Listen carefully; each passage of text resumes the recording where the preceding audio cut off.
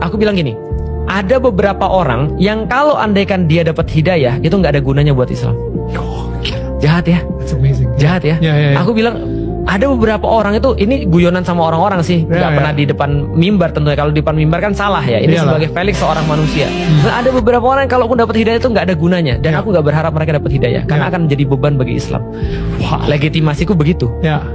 Dan ketika aku di depan Ka'bah itu aku doain semua. Aku doain bapakku, doain ibuku, doain adikku, doain adikku satu lagi. Kakak tapi somehow nama dia aku skip gitu. Wow. Aku skip nama dia. Sekepahitan itu lu sama dia. Iya, aku skip. Wow. Tapi kayaknya Allah memang mau ngasih aku pelajaran ya. Apa pelajaran yang Allah pengen dapat tuh artinya gini. Pada orang yang kamu paling nggak expect bahwa dia tahu tentang Islam, bahwa mungkin paling kamu benci, mungkin paling kamu nggak harapin, justru dari situ Allah pengen kasih tahu ini loh kuasanya Allah. Allah pengen kasih tahu, kamu tahu nggak sih bahwa kamu tuh rencanamu tuh rubbish. Ya. Kamu tahu nggak sih kamu tuh nggak ngerti apa-apa. Kamu tahu nggak sih bahwa kamu tuh cuma merasa tahu padahal kamu nggak ngerti.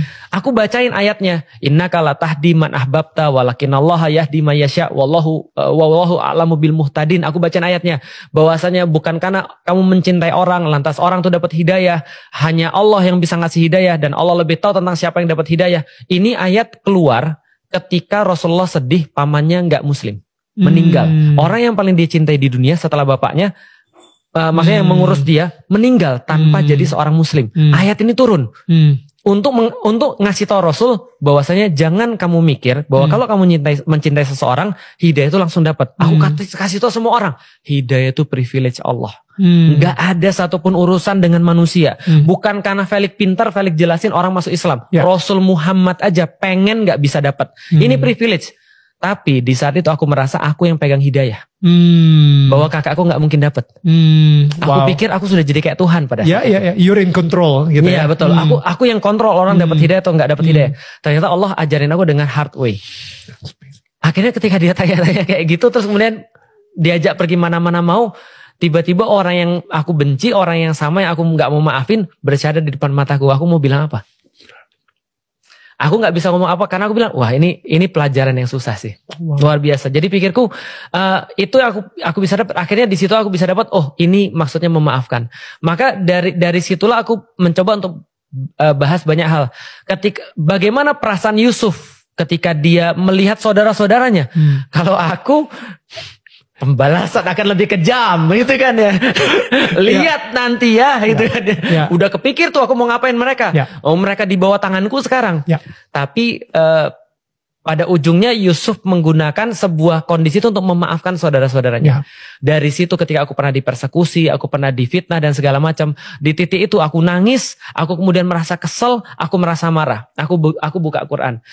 Somehow Allah sampein aku pada surat Yusuf di saat itu. Ketika aku dipersekusi, aku bilang, nggak boleh ya jadi ya. Padahal udah mikirin banyak cara loh untuk balas kepada mereka dengan cara apapun yang aku bisa. Aku sudah terbiasa kalah secara fisik, tapi aku nggak mungkin kalah secara yang lain, maksudnya smart way. Aku bisa lebih sadis daripada yang mereka bayangin dan seterusnya. Tapi pikir nggak boleh ya. Memang nggak boleh. Berarti memang di dalam Islam tuh ya memang betul. Kita memang kadang-kadang nggak perlu untuk memaafkan orang.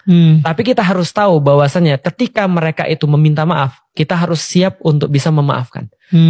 Minimal kita harus belajar untuk bisa memaafkan. Karena kita sudah tahu bahwasannya memang manusia tetap manusia. Yusuf pun tetap manusia. Kalau kita baca ayat-ayatnya, dia juga punya apa ya, bukan tergoda. Dia juga punya beberapa cara untuk ngajarin daripada saudara-saudaranya. Dia perlambat masalahnya.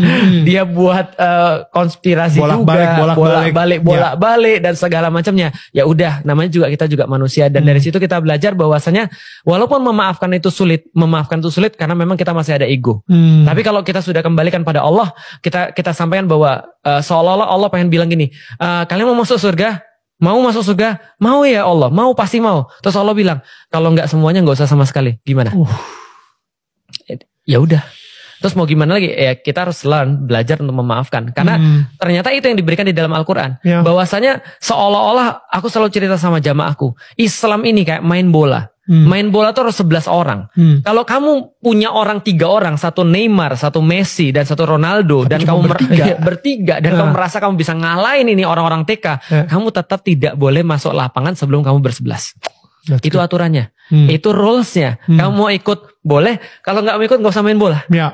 Seolah-olah pengen bilang gitu sama kita. Jadi kamu mau benci pada siapapun, kamu mau nggak suka sama siapapun, tapi kamu harus bareng supaya kamu dapat ridho aku. Mau nggak? Kalau mau ya udah kerjain.